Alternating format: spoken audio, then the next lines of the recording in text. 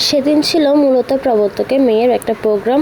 তো নমস্কার, আমি পূজা, চলে আসি নতুন একটা ভিডিও নিয়ে। তো আমার মেয়ের প্রবর্তক অনুষ্ঠান ছিল রথযাত্রা দিন। এই যে আমরা মা মেয়ে রেডি হয়ে বেরিয়ে গেলাম। মেয়েটাকে জিজ্ঞেস করলাম তোমার মনটা কেন খারাপ। মেয়েটা বলছিল ওর খুব খারাপ লাগছে, গরমে মাথাটা ঘুরছে।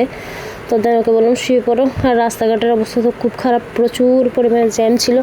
মানে আমাদের যেতে যেতে প্রায় 1 ঘন্টার মতো সময় লেগেছিলো। দেন এই যে চলে আসলাম আমরা প্রবর্তক মন্দিরে।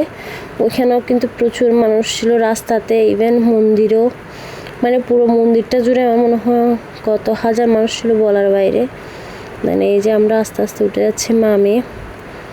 এখানে আসলে ওই দিক দিয়ে উঠতে দিচ্ছিল না, বাচ্চাকে নিয়ে এদিক দিয়ে উঠতে উঠছিল। তারপর আবার এই যে ড্রেস পরিয়েছিল, আর ওরা যে মন্দিরে এই পাশটাতে উঠতে দিচ্ছিল না, উপর দিকে গিয়ে ওরা ওই যে একদম যেদিকে মানুষ ঢুকে ওই দিকেই ঢুকাচ্ছিল।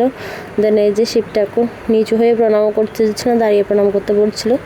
দেন গুরুদেব, হনুমানজি সবাইকে প্রণাম করলাম। মন্দিরে উঠতে পারিনি, কারণ মন্দিরে ওঠার আগে আমাদের এখানে যেতে হয়েছিল নাচের যেটা একটা রুম দিয়েছিল সেখানে। তো ওখান থেকে বের হতে হতে জগন্নাথ দেবের দরজাটা বন্ধ করে, আসলে কপালটা খারাপ ছিল মনে হয় ওই দিন। যাই হোক, জগন্নাথ দেবের দর্শন করতে পারিনি। তো এই যে বাচ্চারা সবাই বসে আছে রেডি হয়ে। প্রোগ্রামটা শুরু হওয়ার কথা ছিল 12টার দিকে, বাট এটা শুরু হয়েছিল প্রায় 2টা-2:30টার দিকে। তো এই যে আমরা বসেছিলাম বাচ্চাদেরকে নিয়ে। বাচ্চারা যেহেতু একটু বোর ফিল করছে, তারপর ওদেরকে একটু বাইরে নিয়ে গেলাম। তারপর ওদের ছবি দিলাম, আর আমরা গার্ডিয়ান অনেক দুষ্টামি করছিলাম কিছু কথা বলে। এই যে তারপর আমি একটু ভিডিও ক্লিপ নিলাম। কিছু কিছু স্মৃতি রেখে দেওয়া ভালো, পরে স্মৃতিচারণ করা যায় এই ভিডিওগুলো দেখে দেখে, বাচ্চার ছোটোবেলার স্মৃতিগুলো। দেন এই যে আমাদের ডাক পড়লো, এই যে আমরা চলে আসলাম স্টেজের পাশে। তো আমাদেরকে একবার বললো ওই পাশে যেতে, আবার বলছে না এদিকে থাকো। তো এই যে কিছু কুটু বাচ্চারা নাচ করতেছে, ওদের পরে আমাদের বাচ্চারাই উঠবে। নৃত্যময়ী অবশ্য 2টা ব্যাচে দিয়েছে, একদম পিচ্ছি একটা ব্যাচ দিয়েছে, তারপর আমার মেয়েরা দিয়েছে। এই যে 2 ব্যাচের নাচ শেষ। দেন আমরা মা মেয়ে বসে একটু মিষ্টি মুখ করলাম। দেন একটু মালটা খেলাম, মাঠা বলে এটাকে, ওইখানে প্রবর্তকে পাওয়া যায়, ওইগুলোই খেলাম। তারপরে যে আমার জায়ের বোনরা চলে এসছে, আমরা বসে বসে কথা বলছিলাম।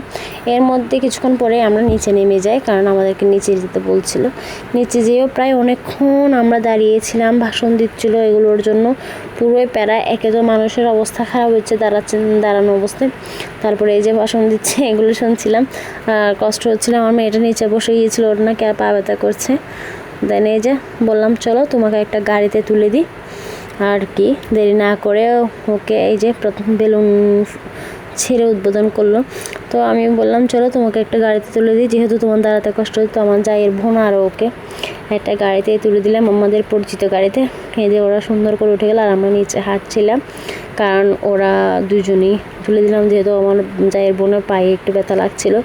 তো বললাম তোরা দুজনটা এই যে বলভদ্রদেবের রথটা পরে দিয়ে। আর রথগুলো আমি আসলে ওই দিক দিয়ে যেতে পারি না, কারণ আমার মেয়েটাকে একটা গাড়িতে তুলছে, মনে হচ্ছিলো যদি এই যে গাড়িটা অন্যদিকে চলে যায়, তাই মেয়ের গাড়ির পাশ থেকে সরিয়ে একদমও বলা যায় কখন কী হয়ে যায়। তো এই যে ওরা গাড়িতে ছিল, আমরা নিচে হাঁটছিলাম, আমার জায়ের বোন আর ভাই মিলে আমরা নিচ থেকে হাঁটছি। উপর থেকে ওর হাতে মোবাইল থাকাতে আমার মোবাইলটা ওকে দিয়েছিলাম, হাঁটছিলাম তখন। তো ওই ভিডিওটা করলো, বলা যায় পুরোটাই ক্যান্ডিডেট।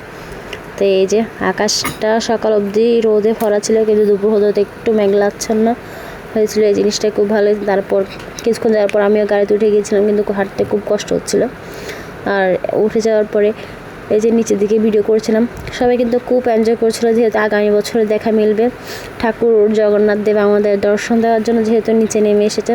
তো তাকে সেভাবে সবাই আনন্দ করছে প্রভুর আশা আমাদের জন্য নিচে নামাতে।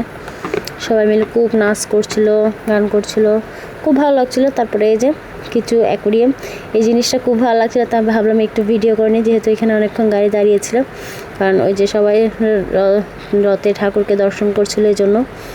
দেন এই যে আবার গাড়িটা টান দেয়, একটু করতে করতে আসলে আমার বাসায় এসে আস্তে আস্তে ওই দিন মোটামুটি একটু লেটও হয়ে গিয়েছে, কিন্তু আমি এনজয় করেছি অনেক, কারণ আমি চাইছিলাম যে জিনিসটা এনজয় করি। প্রতি বছর তার হয় না, কিন্তু এই বছর ফার্স্ট টাইম আমি রথের গাড়ি করে এসেছি, খুব ভালো লাগছিলো।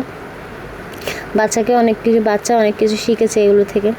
তো এই যে ঝর্ণাটা, এটা একটু ভিডিও করলাম, জিনিসটা খুব সুন্দর লাগছে। তারপরে এই যে আমরা বাসায় চলে আসার পথে সবাই মিলে চকবার আইসক্রিম খেলাম। দেন বাসায় এসে দেখছি পায়ের হাল খুব বেহাল। তারপরে এই যে গরম পানি দিয়ে পাটা একটু চুবিয়ে রেখেলাম যাতে পায়ের ব্যথাটা একটু কমে।